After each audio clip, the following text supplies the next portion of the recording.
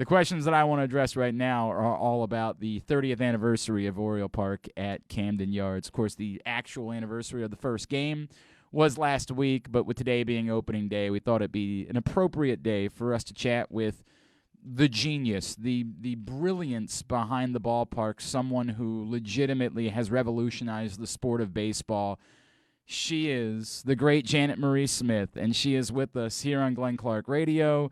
Janet, it's Glenn and Paul. Happy opening day to you, my friend, and thank you so much for taking a couple of minutes for us this morning. First, it's always nice to hear from Baltimore. I know how much you love it. This is home. I know that about you. It You is love this home. I place. love it. You love it. Well, it's great to hear from you.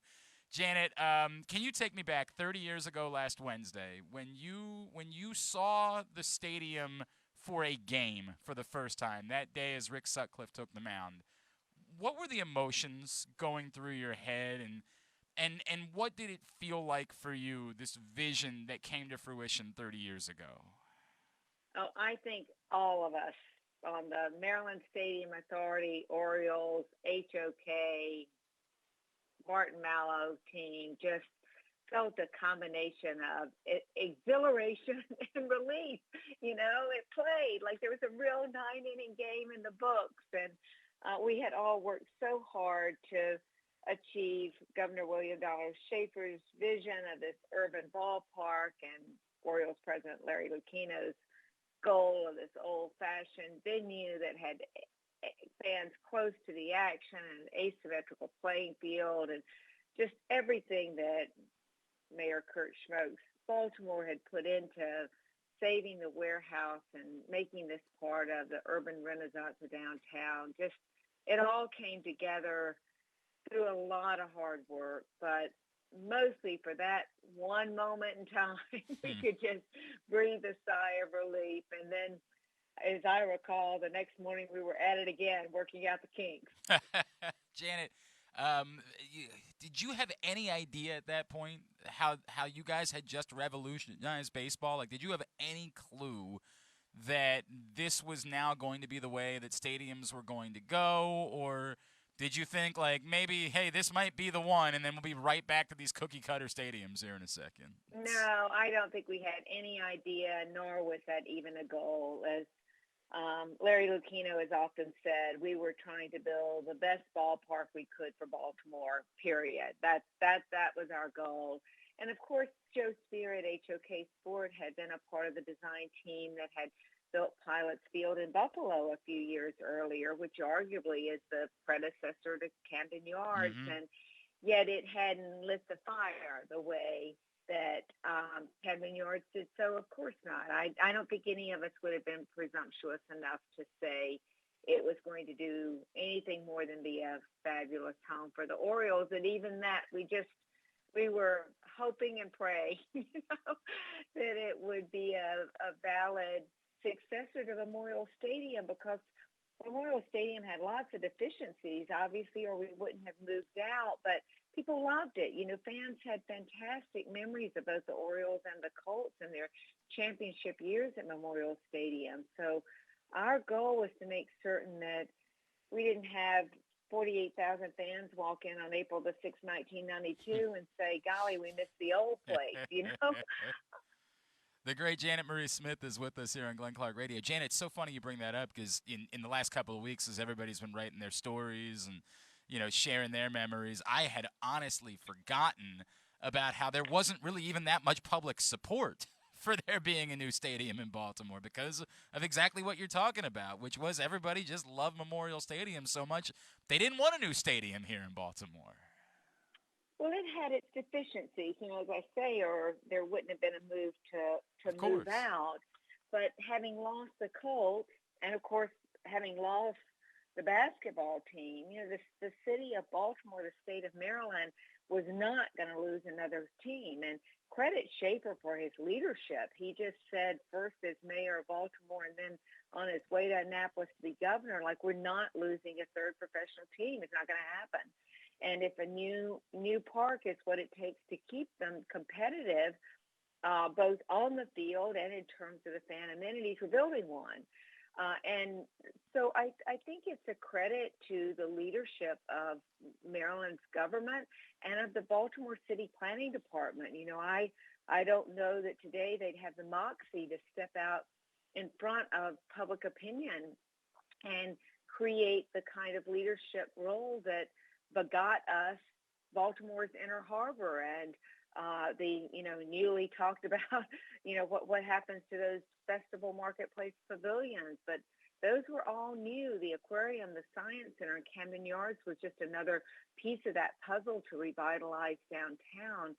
And so I credit the leadership on both the public and the private sector side with putting together the team that got us to this place where we're talking about it as a celebration, not a woe is me 30 years later. Janet, was there anything in particular that you wanted for it's just a question I've never asked you before. Is there anything you wanted for the ballpark that didn't come to fruition for whatever reason? Is there anything that you said, boy, I really wanted to do this and it just didn't happen, and maybe now 30 years later you're really glad it didn't happen because as it turns out the ballpark was perfect, or you still wonder what it might have been like had something like that happened? No, I think, listen, nothing is ever perfect, and there are always things that you'd like to modify as, later. But hopefully they're mostly invisible to fans and players alike. And the things that we might have done that could have made it function better or given it a little more intimacy. Some of, it's managed to survive 30 years without them being a critical element. And hopefully, another 30 years goes by and we're still asking the same question. I really valued the opportunity that Peter Angelos gave me to come back for the 20th anniversary. Mm-hmm. And some of the things that Mr. Angelos had me oversee during those years really, to me, were finishing touches that I relished the opportunity to be a part of, putting the retired number sculptures in the picnic park, putting the bar on top of the batter's eye, the redo of the concession stands. All of those things were things that Peter Angelos really felt were important to stay current with the trends in baseball and fan expectations. So I feel like the refresh that the Maryland Stadium Authority and the Baltimore Orioles gave the park on its 20th anniversary still look pretty new and fresh 10 years later, and there's still a lot of the sort of fan favorite. And we don't think of it in Baltimore sometimes. We are so used to the park. A full generation of fans have grown up with this as home. I mean, the fact that we're talking about Memorial Stadium sure dates us, because don't talk to anyone who is recently out of college about Memorial Stadium. That is an ancient history. Yep. But I think what Baltimore pioneered, not only with the downtown location and the old-fashioned ballpark and making it contextual, but I also think just the notion of putting our history out as a part of the decorum of the ballpark, and I don't mean history like dated ancient history. I mean like yesterday's news, the flag courts on Utah Street in descending order of the team standing every day, the retired numbers being displayed in 3 locations, at the north end of Utah Street to greet you when you walk over from downtown, the sculptures being in the picnic park, the big, beautiful discs that hang over the left field seats, all of that pageantry, much of which was created by David Ashton and his graphics design team at Ashton Design, are now kind of a part of the go-to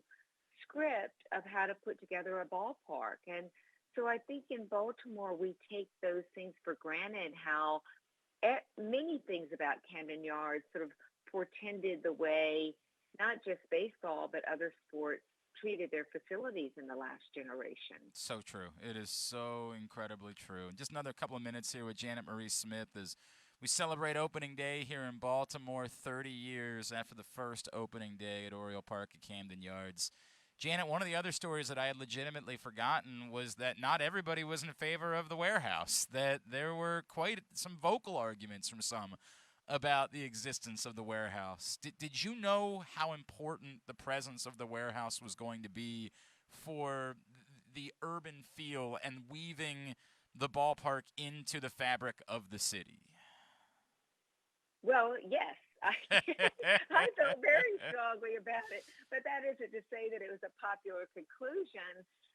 But I think those of us on the design team who were sort of born of a certain era in architectural education, and I certainly would include Joe Spear and his HOK team and David Murphy at RTKL and the master planning team in that. But I think as architects and planners, we took Larry Lucchino's message about old-fashioned and Governor Schaefer's message about urban and put it in a contextual pot. And like, if you can't be a contextual ballpark if you tear down the context. So I would say as a design team, we felt very strongly about it. But as Chris Delaporte, the first executive director of the Maryland Stadium Authority, is famous for saying, if you're gonna tear down the warehouse, you better have a good reason. If you're gonna save the warehouse, you better have a good reason. And I've always thought that pretty much summed it up. You know, there had to be a rationale, and I think from both in terms of how do you make this fit into the city? You don't start by tearing down the very bit of the city that could define the ballpark. But Herb Belgrad, who was the chairman of the Maryland Stadium Authority, really tasked us with making a rational decision, not just an emotional decision about it. And so Bruce Hoffman had us put together, he was executive director of MSA at the time, and he had us put together this sort of narrative, like, okay, well, what's going to go in there? Like, what can you take out of the ballpark proper to justify saving it? And of course, everybody knows today that the Orioles offices, Masson's offices, the team store, the central kitchen, the ushers' changing rooms, like all those things ended up in the warehouse. And we were able to demonstrate that it was going to be cheaper and more efficient to put them there, not to mention it was more fun than if we put them in the new structure. And, I would credit developer Bill Streever for helping us with that. Bruce Hoffman asked for us to go on some of his recent renovation. We had a little field trip where we went to see some of the mills that Bill Streever had recently converted into residential office space to understand how could we do mechanical systems with low ceilings. HOK dragged their engineers along and pointed to ductwork, like, do it like that, do it like that. So you don't have to, it was a reminder that maybe the best things that came out of Camden Yards were trying to mimic the best of other industries, not necessarily the best of other sports facilities. And I think we were really blessed with having architects and engineers who were open-minded about that. Janet, before I let you go, you've been involved in so many things, but what does it mean to you 30 years later that we're still celebrating this facility the way that we are, and it is still being held up as this sort of beacon for what baseball stadiums can be and should be within the relation of a city? On a personal level, what does it mean to you that this is still so important 3 decades removed from the first baseball game there? Well, I think architect Joe Spear and I talk about this a lot, that on the one hand, it means everything. These are they're like your children, you author them, you nurse them to the ribbon cutting, then you set them free and you stand back and wait to see how they grow up. And so it's, having worked on a number of major league parks, from the renovation of Fenway to my current work at the Dodgers, renovating Dodger Stadium, you still look back at this one. Of course, it was my first baseball facility, so it was especially special for me. It's redundant, but that's all right. It was sort of a double blessing, and yet I think we all still are holding our breath in a way. Like you don't really know. 30 years is nothing when you look around baseball and you see Fenway and Wrigley at 110 and 108 still being seated, and Dodger Stadium turned 60 this year. Yep. So 30 is like nothing. Like we're still a teenager, and credit the fact that as a design team, and I include the Maryland Stadium Authority and the state transportation and the city planners, in that, we still we still have a little group. We still chat a lot. You know, it bonded us for life, and many of us have had the chance to work together professionally since then.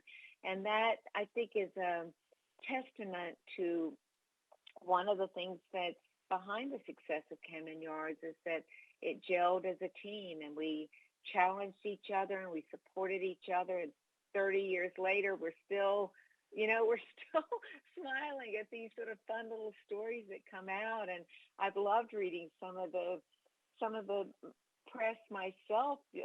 Even though I know all these stories, I don't know all the angles. And I've loved hearing Bob Wyatt, who was the construction manager for Barton Mallow, talk about tales that I knew.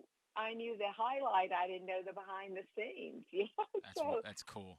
It's fun. It's absolutely fun, and it's wonderful to watch the Orioles uh, care as much as they do for Camden Yards and celebrate it the way they do. And what a treat to see another landmark birthday. At Smith Janet Marie on Twitter is how you follow her. She remains the executive vice president of planning and development for the Dodgers. Janet Marie Smith, I'm sure you hear it all the time. There should be a place in Cooperstown for you, my friend, and our city will always be grateful for what you did for us and giving us new life downtown. Thank you so much for taking a couple of minutes for us this morning to celebrate this birthday, and we look forward to chatting with you again real soon, all right? Well, thanks for the call, and enjoy opening day at beautiful Oriole Park at Camden Yards. Thank you, Janet.